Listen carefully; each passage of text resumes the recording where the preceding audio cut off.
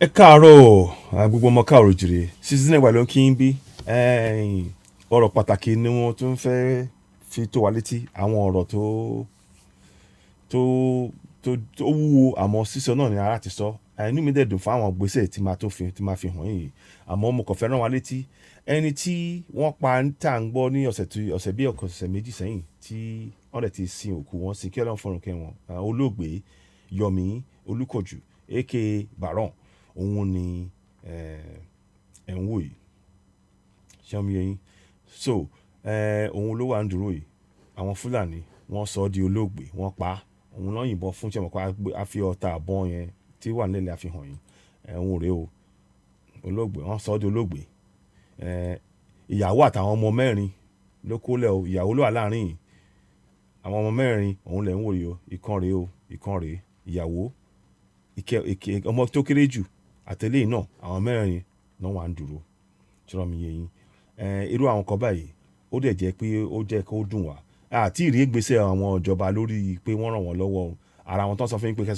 kẹ́ wá ṣe wọ́n Nàìjíríà nìyẹn o àwọn tó ń sọ fún yín pé kẹ́ wá ṣe wọ́n Nàìjíríà Akérédolú wọn ò tí ì yọjú ẹ jẹ́ kí n fi àwòrán Akérédolú ẹ jẹ́ ká gbé jáde fún yín torí àfẹ́ kí èèyàn kan tún máa sọ fún wa pé kíní kan Akérédolú àti ìgbọ́ látọ̀dọ̀ yín o ẹ jẹ́ kí n fi kíní yẹn hàn yín so ń bọ̀ o ẹ ṣáà fún mi sùúrù díẹ̀ báyìí ẹ má bínú mo kàn ṣẹ̀ṣẹ̀ rántí ẹ̀ bá ṣe ń sọ lọ́wọ́lọ́wọ́ báyìí ni ń bọ̀ o ok kò ṣe nǹkan kan màá wá jáde fún yín sí ń bọ̀ o ẹ ṣáà yẹ kí n ṣe báyìí náà so àti ìgbọ́ lẹ́nu gọ́vnà lórí tó ṣe tí bó ṣe wá pa ọ̀gbẹ́ni ní Ondo kò jáde wọn sọ nǹkankan àgbọ̀ nǹkankan lẹ́nu gómìnà bá wa sọ nǹkankan ṣọ́ọ́ mi yé yín so irú nǹkan bẹ́ẹ̀ yẹn làwọn dẹ̀ ń fi tó wa létí pé ẹ̀rọ tó wà nílẹ̀ yìí láti dá sí kàn lè pààtì kò ṣe bẹ́ẹ̀ yẹn so mo fẹ́ kí ẹ wo àwòrán gómìnà wa náà máa láwọn ṣe gómìnà àmọ́ tó bá di àsìkò tí àwọn èèyàn ìlú nílò wọn wà nílé dá sí àwọn rèé o gómìnà yín nìyẹn o gọ́vnà Akérédolú àti ìgbọ́ látọ̀dọ̀ yín o tí ì ṣe gbé àwọn ìgbésẹ̀ yẹn o torí gbé ìgbésẹ̀ àwọn ọmọ tí ń ṣètò yẹn o òun máa fi hàn wá sí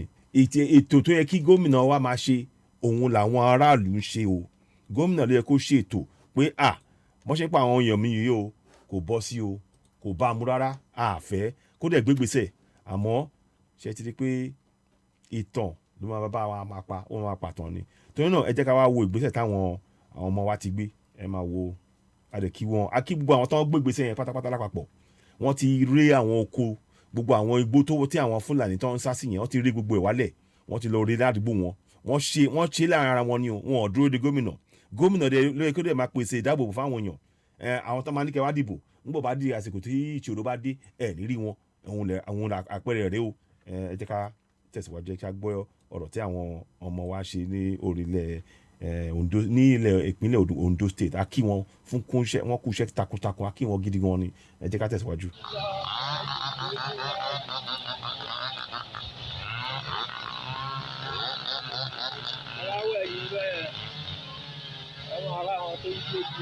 wọ́n ń gé igi yẹn kúrò ní wọ́n ré igi yẹn wálẹ̀ ṣẹ́rí wọ́n ti régi gbogbo igi yẹn lẹ̀.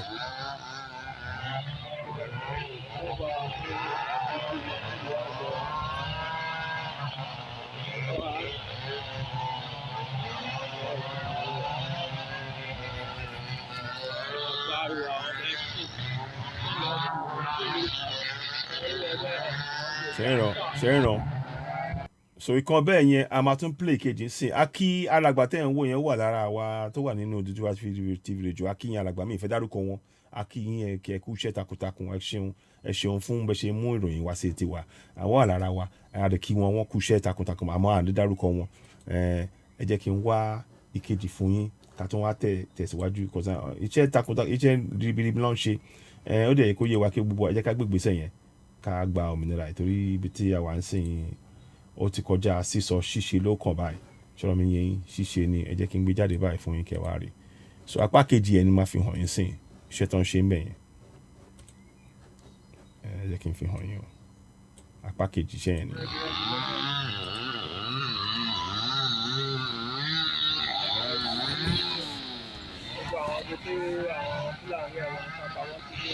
ṣé ń gbọ́.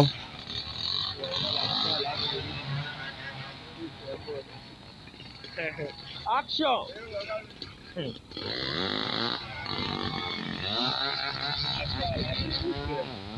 ṣé ń ràn.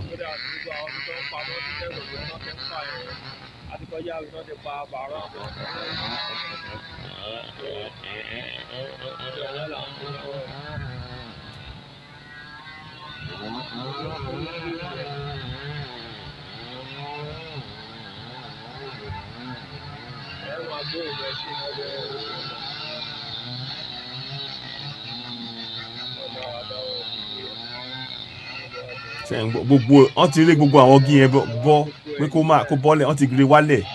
kán máa rí ibi sápamọ́ sí kán máa pa wá níkọ̀ọ̀kan. iṣẹ́ tí ó yẹ kí gómìnà máa ṣe rèé o àmọ́ wọn ò gbé ṣe o. àwọn tí wọn ò ṣiṣẹ́ yẹn wọ́n ní kẹ́ wá dìbò ẹ yé dìbò rọ irọ́ ẹ̀tàn ló bá dé ẹ jẹ́ káwa máa lọ. ṣé ń gbọ́ ẹ ṣeun a kí àwọn alàgbà yẹn o ara àwọn tán wà ní Ondo TV amòyìn lọ́gbègbèsẹ̀ yẹn torí pé ibi tí wọ́n